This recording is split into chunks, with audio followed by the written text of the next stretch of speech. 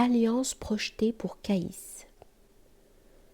Lorsque Caïs se fut éloigné sans avoir cédé aux avis de son père, les premiers de la tribu s'avancèrent vers ce vieillard vénérable et lui adressèrent ainsi la parole. « Chef puissant et illustre, dont rien jusqu'à ce jour n'avait altéré le bonheur, ton fils, tu le sais, nous est aussi cher que la lumière de nos yeux. Ses vertus naissantes réjouissent nos cœurs. Chaque jour, nous voyons briller en lui quelques grâces nouvelles qui nous le rendent encore plus précieux. En proie, comme il l'est, à une passion fougueuse et invincible, 2 moyens pourraient seuls le guérir de son amour. Le premier serait de chercher à le distraire par un voyage de long cours. L'autre de changer le but de ses affections, en les dirigeant vers un autre objet. Cependant, son âge, trop tendre encore, ne permet pas de l'exposer aux fatigues d'un long voyage.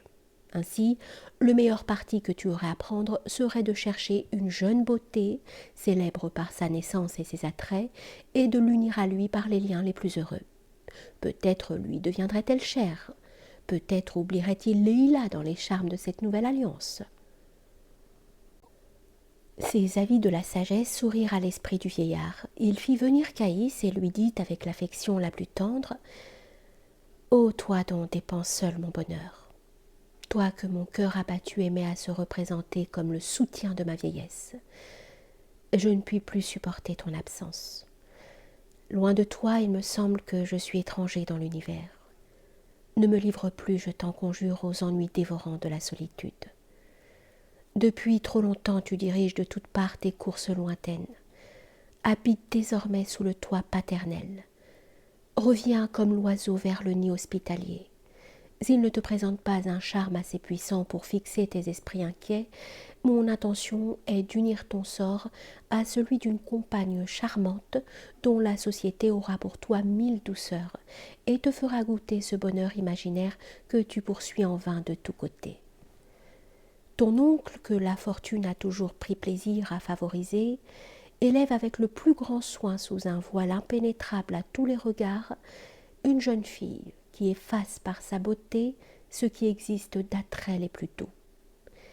Pure comme la perle encore intacte, brillante de tout l'éclat de la virginité, sa couche parfumée connaît seule l'élégance de ses charmes.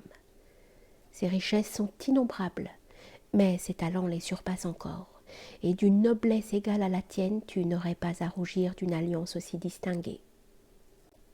Oui, il serait cruel que 2 modèles aussi parfaits de beauté ne trouvassent pas le bonheur dans un attachement réciproque.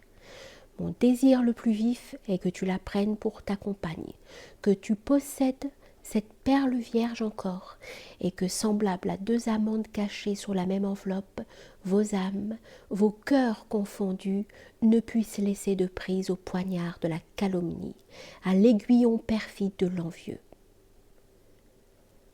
À ce discours, Caïs, plongé dans une sombre douleur, répondit « Auteur respectable de mes jours, toi à qui je dois le germe des vertus qui se sont développées dans mon sein, je veux fuir désormais un monde que je déteste, semblable au soleil qui traverse silencieusement la vaste solitude des cieux.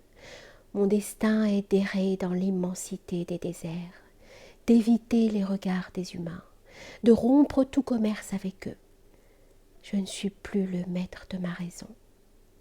Quel rapport peut-il exister entre un insensé et un chef de famille? Et lorsque je me suis débarrassée de mon propre fardeau, pourquoi irais-je me courber sous celui que m'imposeraient des devoirs importants?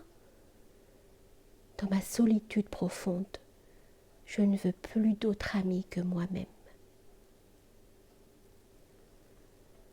Quand je te proposais d'unir ton sort à celui d'une compagne aimable, lui répondit son père désespéré, je ne voulais que ton bonheur.